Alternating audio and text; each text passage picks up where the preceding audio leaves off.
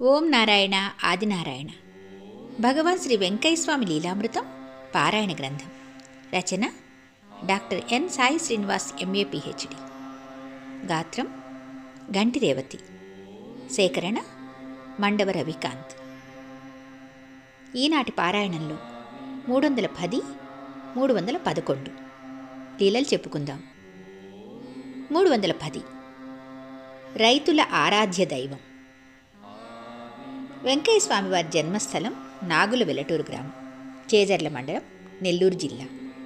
ఆ గ్రామం పక్కనే కాలాయపాలెం అనే ఇంకొక గ్రామం ఉంది.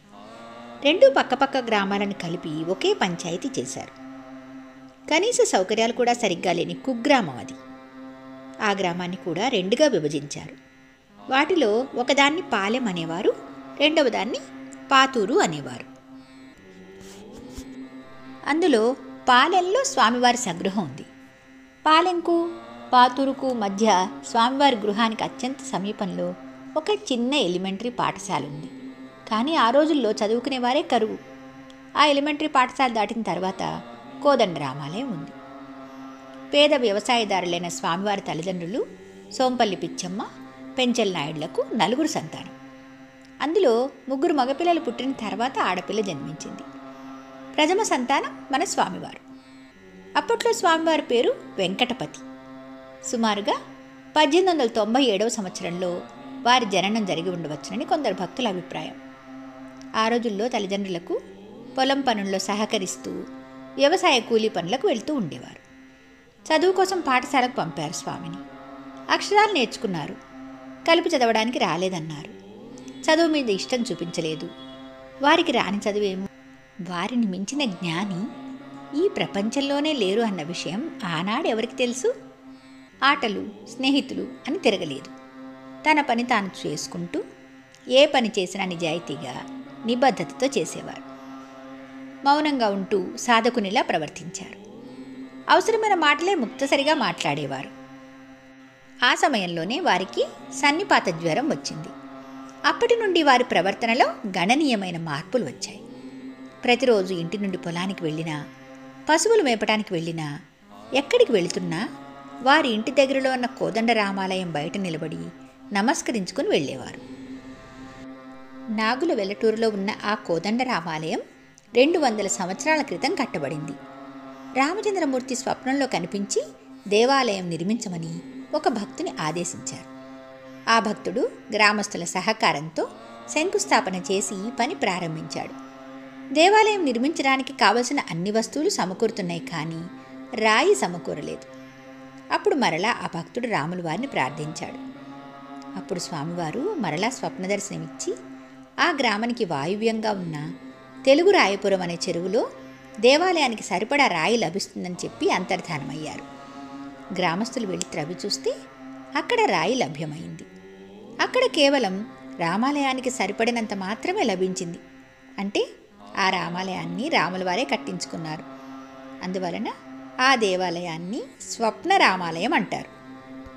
విశేషం ఏమంటే అక్కడ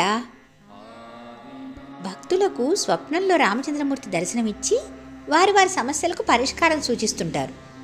ఆ ఆలయంలో మొక్కుకుంటే కోరుకున్న కోరికలు తీరుతాయని భక్తుల నమ్మకం కూడా. ప్రతి సంవత్సరం రామనవమి ఉత్సవాలు ఘనంగా నిర్వహిస్తారు. నాగుల వెల్లటూరు గ్రామ ప్రజలు మాత్రమే కాకుండా చుట్టుప్రక్కల గ్రామాల్లో వాళ్ళు కూడా ఆ కోదండ రామాలయం దర్శించుకుని భక్తితో నేటికి కూడా ఆరాధిస్తూ ఉన్నారు. అంటే భక్తులకు అక్కడ అనేక లీలలు జరుగుతుంటాయి. ఆ రామాలయం 100 సంవత్సరాలు పూర్తయిన తర్వాత ఫ్లోరింగ్ ఎత్తు లేపి ఆలయ మరమ్మతులు నిర్వహించే సమయంలో స్వామివారు అక్కడ నిత్యం వెళ్ళి రాళ్లు మోసి శ్రమదానం చేశారు. ధర్మప్రభువులైన ఆ కోదండరాముని నిత్యం ప్రార్థిస్తే భక్తులను అనుగ్రహించటానికి ఆ అవతారమూర్తే స్వామిలో ప్రవేశించి నిరుపేదల నారాయణుడై నేడు ఆరాధించబడుతున్నాడేమో. అగ్రవర్ణాల వారికి కుల పట్టింపులు ఎక్కువగా ఉండే రోజులవి. స్వామివారు బడుగు బలహీన వర్గాల పక్షపాతి కదా. వారికి కులం లేదు, మతం లేదు. భగవంతుని దృష్టిలో అంతా సమానమే అని సామాజిక న్యాయం కోసం అభ్యుదయవాదం వినిపించారు స్వామి. ఆ గ్రామ పెద్దలకు స్వామివారు హరిజనుల వద్ద అన్నం తీసుకొని భుజించడం నచ్చలేదు. అదే రామాలయం వద్ద స్వామివారిని అవమానించారు. అప్పుడే ఆ రాముని మీద ఆనపెట్టి ఆ గ్రామం విడిచి తపస్సుకు వెళ్ళిపోయారు స్వామి. అటు తర్వాత ఏ సందర్భంలోనూ స్వామి మళ్ళీ ఆ ఊరిలో అడుగుపెట్టలేదు.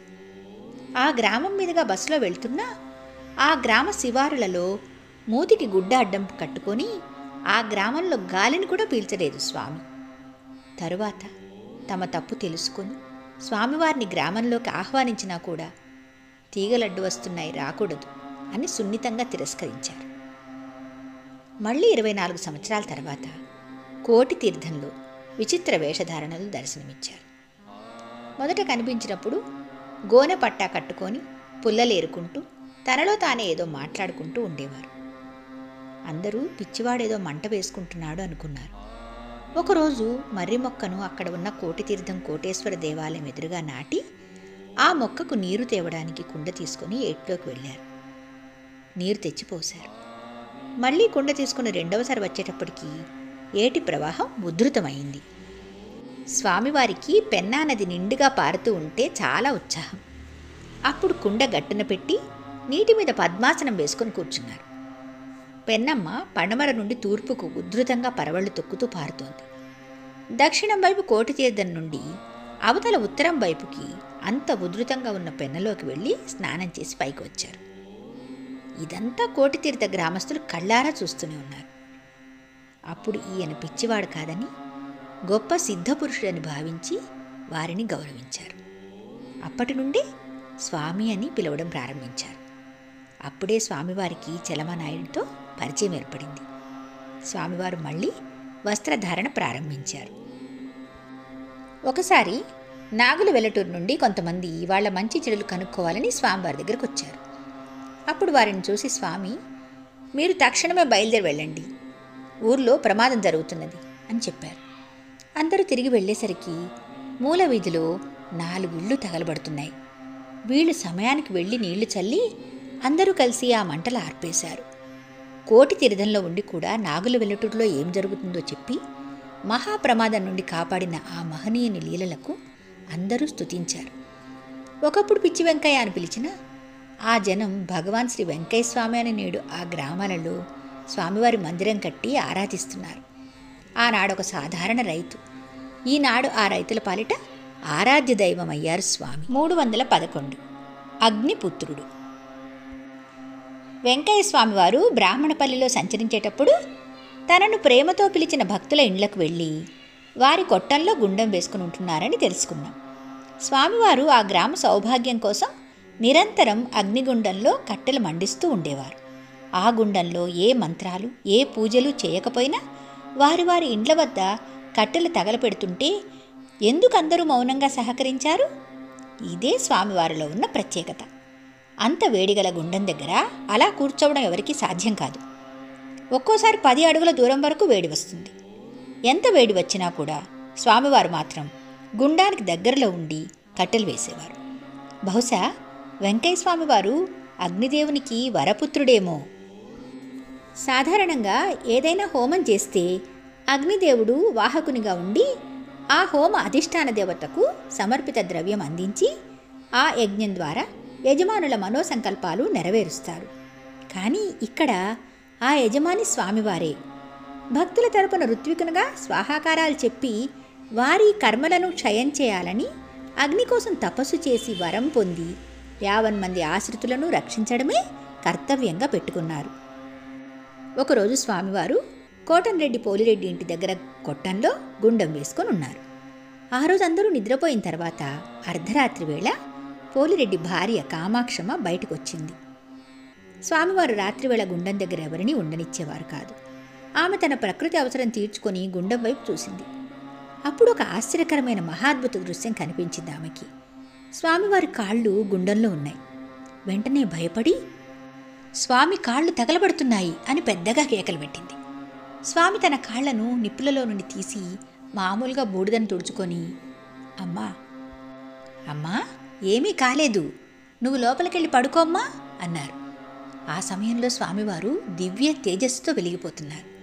స్వామివారిని చూసి ఆమె ఆశ్చర్యపోయింది. కానీ భయపడి లోపలికి వెళ్ళిపోయింది. ఆమె అంత పెద్దగా కేక పెట్టినప్పటికీ ఎవ్వరికీ వినపడలేదు. ఎవ్వరూ బయటికి రాలేదు. రాత్రి వేళలో స్వామివారి గుండం దగ్గర అనేక శక్తులు సంచరిస్తుంటాయి. వారు దేవతలతో సమావేశమయ్యే సమయం అది. అందుకే ఆ సమయంలో అనేక మంది చూసినా కూడా ఎవరూ స్వామివారి శక్తిని బహిర్గతం చేయలేకపోయారు. వారు భక్తులు కావడంతో చూసినా కూడా ఆ భక్తులకు ఏ ఆపద కలగలేదు. కానీ స్వామివారు నిప్పుల మీద పడుకోవడం, కాళ్ళు పెట్టడం, తల పెట్టడం, పద్మాసనం వేసుకుని కూర్చోవడం వంటి అసాధారణ లీలలు మాత్రం వారు దేహంతో ఉన్నంతకాలం వెలుగులోకి రాలేదు. మనం ఆలోచిస్తే ఆ లీలలు చూసిన వారిని ప్రచారం చేయకుండా స్వామివారే తన మాయతో కట్టడి చేశారు అని మనకు అనిపిస్తుంది. ఆ గుండం దగ్గర 6 అడుగుల దూరంలో నిలబడ్డానికి కూడా సేవకులు భయపడేవారు. అలాంటిది మరి స్వామివారు నిరంతరం గుండం దగ్గర కూర్చొని ఉండేవారు. అయ్యా, ఈరోజు శవాలు కాలకుండా చూడాలి కదయ్యా అనేవారు. అంటే ఎక్కడో తన భక్తులకు జరగబోయే ప్రమాదం నుండి రక్షించాలని వారి భావం. ఒకసారి ఊరి బయట ఎండిపోయిన పెద్ద చింతమాను స్వామివారి కంటపడింది. దాంట్లో నిప్పు వేశారు. గ్రామం అంతా ఏదో అగ్ని ప్రమాదం జరుగుతుందనుకున్నారు.